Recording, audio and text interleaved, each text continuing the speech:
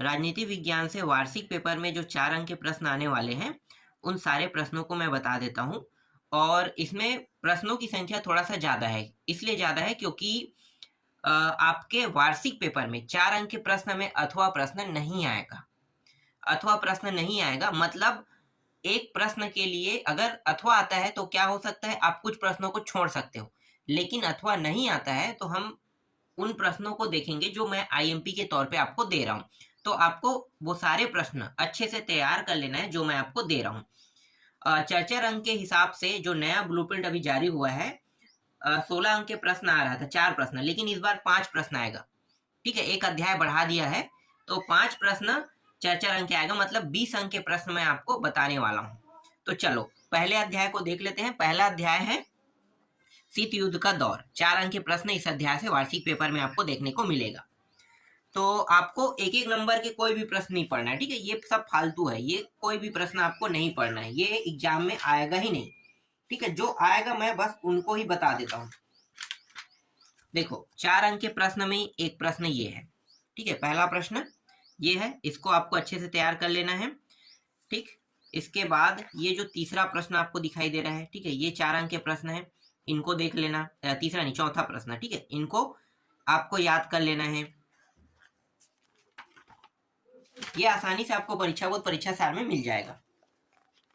और जिनके पास कुंजिका है तो कुंजिका से भी देख लेना, क्योंकि ये कुंजिका में भी आसानी से मिल जाता है। आर्ट वाला जो मतलब आर्ट से संबंधित सब्जेक्ट होता है ना, वो आसानी से मिल जाता है। ठीक है, इसके बाद ये वाला प्रश्न देखना, ये 4 अंक का इंपॉर्टेंट प्रश्न है, ये भी 4 अंक का इंपॉर्टेंट प्रश्न है। ठीक है, ये सब टिक लगाते जाना और याद करते जाना, इसको भी आपको याद करना है। ठीक है, ये वाला प्रश्न को भी याद करना है। क्यूबा मिसाइल संकट वाला है, स्पष्ट कीजिए कह रहा है, 4 अंक का प्रश्न है। 4 अंक के प्रश्न में शीत युद्ध के प्रभाव को लिखिए कह रहे हैं, ये इंपॉर्टेंट है। शीत युद्ध के सकारात्मक परिणाम को लिखिए कह रहे हैं, ये भी इंपॉर्टेंट है। ठीक, ये भी इंपॉर्टेंट है। इसे मैं छोड़ रहा था, लेकिन जब मैंने ढूंढा ना तो ये प्रश्न परीक्षा प्रश्न बैंक में मिल गया मुझे, तो प्रश्न बैंक में मतलब मैं छोड़ नहीं सकता हूँ, है ना, तो इसलिए इसको भी देखना है। कुछ प्रश्न ऐसे जिनको मैं छोड़ रहा था, ये भी प्रश्न इंपॉर्टेंट है। और ये प्रश्न इंपॉर्टेंट है, 13वां, है ना, 14वां, 15वां और 16वां प्रश्न। एक प्रश्न नहीं आएगा अथवा इसमें नहीं आएगा, इसलिए इन प्रश्नों को आपको देखना ही देखना है। 17वां, ठीक, 18वां प्रश्न, ये प्रश्न एक जगह और है तो यहीं पे आप लोग पढ़ लेना। ठीक है, ये प्रश्न मोस्ट आईएमपी है, ये प्रश्न बैंक का प्रश्न है, लेकिन इस बार ये प्रश्न दे सकता है। ठीक है, तो जो सन पूछा है ना, इसको अच्छे से याद कर लेना। और ये 19वां प्रश्न, और है एक 20वां और 21वां। 20वां प्रश्न देख लो। ठीक है, और ये रहा दीर्घ उत्तरी से प्रश्न क्रमांक 1, बस इसको बस और देखना है। ठीक, तो इतने प्रश्नों को आपको 4 नंबर के लिए पढ़ना पड़ेगा। पढ़ना है, आपको ज्यादा फोर्स नहीं करना है, समझना है थोड़ा सा कि कहना क्या चाह रहा है। अगर किसी का टाइप एक जैसा हो तो उन्हें एक प्रश्न बना के पढ़ना। ठीक है, एक प्रश्न बना के पढ़ना, जिससे क्या होगा, आसानी से याद हो जाए। जैसे कि देखो यहाँ पे गुट निरपेक्ष लिखा हुआ है, देखते हैं गुट निरपेक्ष से अगर और टॉपिक है तो जब आप पढ़ोगे तो आपको पता चलेगा कि ये एक जैसा है उत्तर की अलग है। देखो ये भी गुट निरपेक्ष से संबंधित है ना, ये भी गुट निरपेक्ष आंदोलन से संबंधित है। जब उन तीनों को एक ही समझ के पढ़ोगे तब आपको अच्छे समझ में आएगा कि ये अलग है कि एक है। और आप अगर उसे मर्ज कर देते हो तो आपका एक बड़ा आंसर बन जाएगा, मतलब 3 प्रश्न एक प्रश्न बन गया आपके लिए। जब मैं कॉलेज में था ना फर्स्ट ईयर में, तो ऐसा मैं हिंदी सब्जेक्ट के साथ करता था। हिंदी सब्जेक्ट में एक ही नाम के 2-3 प्रश्न होते थे ना, तो मैं एक प्रश्न को पढ़ता था और दूसरा प्रश्न क्या कहना चाह रहा है, तीसरा क्या कहना चाह रहा है, उसके भावनाओं को उसमें मैं मिला देता था। मिलाने के बाद उसको मैं आसानी से पेपर हाल में जब भी वो प्रश्न आएगा तो उसको आसानी से मैं लिख देता था। तो ये तरीका बहुत यूजफुल होता है। देखो, और ये खास बात ये है कि ये आर्ट के लिए ही लागू होता है, क्योंकि हिंदी कॉमन आर्ट वालों के पास होता है ना। राजनीति है, अर्थशास्त्र है, इतिहास है, भूगोल है, ये सब आर्ट वालों के पास है, तो आर्ट के बारे में आप बहुत कुछ जानते हैं। साइंस में ऐसा नहीं होता है, साइंस में आप मर्ज नहीं कर सकते, लेकिन आर्ट में कर सकते हैं और आपको पूरा नंबर मिलेगा। देखो अध्याय 2, यहाँ से भी 4 अंक के एक प्रश्न आने वाले हैं। 2 ध्रुवीयता का अंत कह रहा है ना, कौन कौन से प्रश्न इंपॉर्टेंट है मैं बता देता हूँ। देखो यहाँ पे ये प्रश्न इंपॉर्टेंट है, एक ये हो गया, दूसरा प्रश्न ये है इंपॉर्टेंट प्रश्न, तीसरा भी इसमें इंपॉर्टेंट है, चौथा भी इंपॉर्टेंट है, दो नामों से जाना जाता है, दोनों नाम को देख लेना। पांचवा भी इंपॉर्टेंट है। छठवां प्रश्न, सातवां प्रश्न, आठवां प्रश्न, ये रहा नौवां प्रश्न, 10वां प्रश्न, और 11वां भी इंपॉर्टेंट है ये वाला, ठीक। 12वां नहीं देखना है, 12वां इंपॉर्टेंट नहीं है, 13वां भी इंपॉर्टेंट नहीं है, और 14वां भी छोड़ देना है, 15, 16वां भी छोड़ देना है, सीधा 17वां में आते हैं। देखो 17वां प्रश्न ये इंपॉर्टेंट है, 18वां ये इंपॉर्टेंट है, ठीक है। दीर्घोत्तरी प्रश्न क्रमांक 1 ये इंपॉर्टेंट है, और दीर्घोत्तरी प्रश्न क्रमांक 2 ये भी इंपॉर्टेंट है, और ये 3 भी इंपॉर्टेंट है, ठीक है। इतने प्रश्नों को देखना है। इसके बाद 4 नंबर के प्रश्न जो हमें अगले अध्याय में देखना है वो अध्याय 11 है। तो अध्याय 11 से मैं बता देता हूँ कौन कौन से प्रश्न आपको पढ़ने हैं।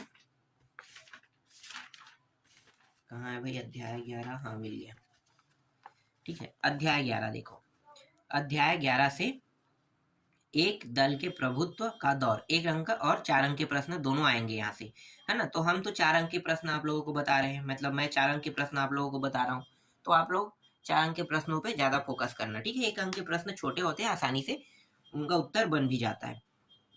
तो चलो देखते हैं 4-4 अंक के प्रश्न में कौन कौन सा प्रश्न बहुत ही महत्वपूर्ण प्रश्न है।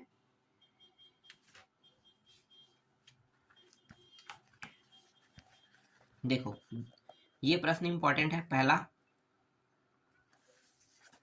दूसरा ये प्रश्न इंपॉर्टेंट है, ठीक है।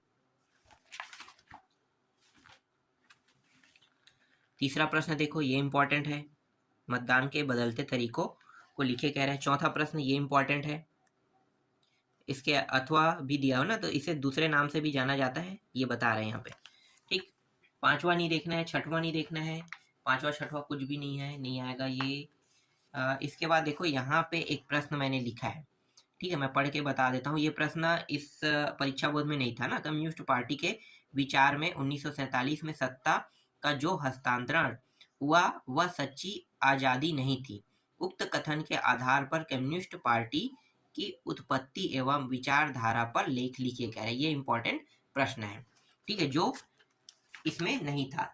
ऐसे बहुत सारे प्रश्न हैं जो परीक्षा बोर्ड परीक्षा साल में नहीं है, तो उनको मैंने ना, जैसे ये परीक्षा बोर्ड है तो इसमें मैं लिख दिया हूँ कि ये प्रश्न इसमें नहीं है लेकिन इंपॉर्टेंट है, ठीक है। ये प्रश्न को भी देख लेना है। 7वां प्रश्न, ये कम्युनिस्ट पार्टी ऑफ इंडिया पर निबंध लिखे कह रहे हैं, ये 8वां प्रश्न भी इंपॉर्टेंट है। 9वां प्रश्न भी इंपॉर्टेंट है, ठीक है। 10वां प्रश्न भी इंपॉर्टेंट है। इन्हीं में से कोई एक प्रश्न आपको 4 नंबर में देखने को मिलेगा। 11वां प्रश्न भी इंपॉर्टेंट है। 12वां नहीं देखना है आपको, 13वां नहीं देखना है, सीधा आपको देखना है ये 15वां प्रश्न, ठीक है। ये 15वां प्रश्न इंपॉर्टेंट है। इसके बाद ये 16वां प्रश्न इंपॉर्टेंट है। नहीं 15 था ना, 14 15 हो गया, हाँ 15 16, 2 बार 16 लिख दिया है, यहाँ पे एक बार और 16 है, ठीक है। ये प्रश्न भी इंपॉर्टेंट है। 17 नहीं देखना है, और 18 छोड़ देते हैं, चलो 19 के देखते हैं। 19वां प्रश्न इंपॉर्टेंट है, ठीक है। और 20वां भी नहीं देखना है, 21वां देखना है। ये 21वां प्रश्न, 22वां प्रश्न, ठीक है। ये 23वां प्रश्न, ये भी इंपॉर्टेंट है, और ये 22 तो आप लोग देख लिए ना। और यहाँ पे 2 प्रश्न मैंने लिखा है, भारतीय जाति व्यवस्था की प्रमुख समस्याएं लिखे। भारतीय जाति है या भारतीय जनता है समझ नहीं आ रहा है। ये जाति के नाम से दिया हो देखना, ठीक है। जनता के नाम से दिया तो यहाँ पे भारतीय जनता संघवाल पार्टी के बारे में दिया, उत्पत्ति है ना, लेकिन यहाँ पे भारतीय जाति कह रहा है, ठीक। अगर जाति से होगा तो देखना, नहीं तो जनता होगा। भारत के चुनाव आयोग के सामने पहले आम चुनाव करवाने से पूर्व आई किन्हीं 4 समस्याओं की व्याख्या कीजिए कह रहे। ये भी प्रश्न इंपॉर्टेंट है। ये दोनों प्रश्न इसमें नहीं था, इन दोनों को भी आपको क्या करना है, देखना है, ठीक। इतने प्रश्न है इसमें। इसके बाद अगला जो अध्याय हमें देखना है 16वां अध्याय देखना है, 4 अंक के प्रश्न वहां से आएगा। तो 16वां अध्याय मैं आपको दिखा देता हूँ। बहुत ज्यादा प्रश्न मैं नहीं दे रहा हूँ, लेकिन क्या है कि एक भी बार प्रश्न इन अध्यायों से नहीं आया, कई अध्यायों से नहीं आया है, तो कम से कम उनको तो देखना पड़ेगा, और जो किसी सन में है उनको भी देखना पड़ेगा, ठीक है। इसीलिए बहुत इंपॉर्टेंट। देखो अध्याय 16, जन आंदोलनों का उदय कह रहे हैं। जन आंदोलनों के उदय से 4 अंक के प्रश्न आपके एग्जाम में आएगा। तो मैं आपको दिखा देता हूँ ये वाला पहला प्रश्न, ठीक है। ये नर्मदा बचाओ आंदोलन ने नर्मदा घाटी की बांध परियोजना का विरोध क्यों किया, ठीक है। ये प्रश्न इंपॉर्टेंट है। ये छोटा सा है यहाँ पे उत्तर, लेकिन आपको 4 अंक के हिसाब से इसको लिखना है, तो थोड़ा बड़ा बना लेना, ठीक है। एक प्रश्न है चिपको आंदोलन से संबंधित है, ये प्रश्न इसमें नहीं था, चलो ऐड कर देते हैं। ये चिपको आंदोलन है, 4 अंक का प्रश्न है। चिपको आंदोलन क्या है पता है भाई? पेड़ को बचाने के लिए वहां के जो आदिवासी लोग हैं ना, वो पेड़ पे चिपक जाते हैं, इसको चिपको आंदोलन कहते हैं, ठीक है। और ये कैसे हुआ था, यहाँ पे कुछ इसके बारे में बताया हुआ है। और ये क्या, दल आधारित किस प्रकार राजनीतिक दलों की स्वतंत्रता है, इसको भी ले लो 4 अंक में, ठीक है। ये 4 अंक का प्रश्न है, ये भी बड़ा प्रश्न है, 4 अंक में, ठीक है। ये 3 हो गया। इसके अलावा हमारे पास और भी प्रश्न है, उनको देख लेते हैं। देखो, दीर्घोत्तरी प्रश्न क्रमांक 1 इंपॉर्टेंट है, दीर्घोत्तरी प्रश्न क्रमांक 2 को भी आपको देखना है, ठीक है। दीर्घोत्तरी प्रश्न क्रमांक 3 भी है, शराबबंदी संबंधित, ठीक है। 4 भी ये है इंपॉर्टेंट प्रश्न। 5 है कि नहीं है, क्योंकि ये प्रश्न बैंक में मिल रहा था सारे प्रश्न, ठीक है। ये 5 हो गया। 6वां प्रश्न ये है, 7वां प्रश्न ये है, 8वां आपको नहीं देखना है, सीधा 9वां में आ जाना है, ठीक है। 9वां प्रश्न ये है, ये इंपॉर्टेंट है। इसके बाद 10वां प्रश्न ये इंपॉर्टेंट है, ठीक है। इसको और दूसरे नाम से क्या जाना है, देखो, दलित पैंथर्स ने कौन से मुद्दे उठाए, या आंदोलन, दलित पैंथर आंदोलन क्या है ये भी कह सकता है। तो ये उत्तर यही लिखना है आपको, ठीक है, इसमें जो लिखा है वो।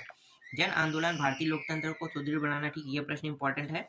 और ये 12वां प्रश्न, जन आंदोलन की कमियां सीमाओं को लिखिए कह रहे, ये इंपॉर्टेंट। इसके अलावा यहाँ पे मैंने कुछ प्रश्न लिखा, देखो 3 प्रश्न है। जन आंदोलन से सामाजिक क्षेत्र में हमें क्या सबक मिला कह रहा है, ये प्रश्न देख लेना, ठीक है। ये भी परीक्षा प्रश्न बैंक में था सारी, लेकिन परीक्षा बोर्ड में नहीं है।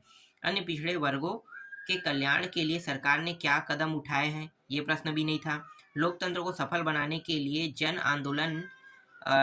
जन आंदोलन में सक्रिय भाग लेना आवश्यक है, क्या आप इस विचार से सहमत है, क्यों, ठीक है। ये प्रश्न इंपॉर्टेंट है।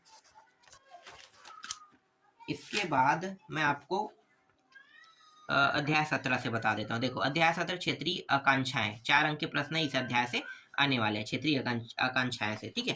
तो चलो मैं बताता हूँ कौन कौन से प्रश्न इंपॉर्टेंट है। देखो, पहले ही मैंने यहाँ पे कुछ प्रश्न लिख दिया, भारत के विभिन्न, ये प्रश्न मुझे नहीं मिल रहा था, ठीक है। इसमें कुछ ऐसे प्रश्न है जो मिल ही नहीं रहे हैं, तो उनको मैं यहाँ पे लिख दूँ। भारत के विभिन्न भागों की क्षेत्रीय मांगे विविधता के साथ एकता के सिद्धांत का उदाहरण है, उक्त कथन से क्या आप सहमत है, ठीक है। ये प्रश्न इंपॉर्टेंट है। इसके बाद यहाँ पे देखो, ये प्रश्न भी मुझे नहीं मिल रहा था।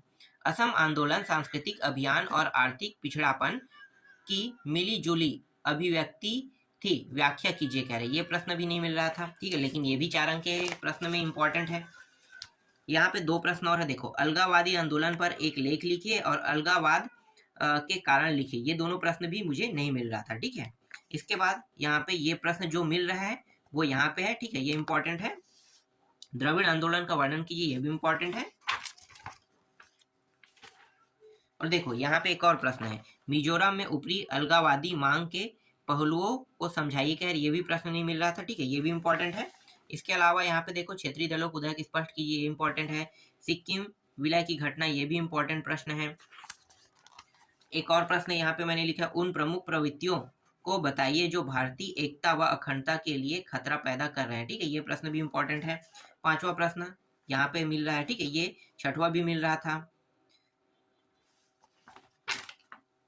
इसके बाद 7वां नहीं देखना है, सीधा 8वां भी नहीं देखना है, सीधा 9वां में आते हैं, ठीक है। 9वां प्रश्न ये इंपॉर्टेंट, पंजाब से संबंधित वाला, ठीक है।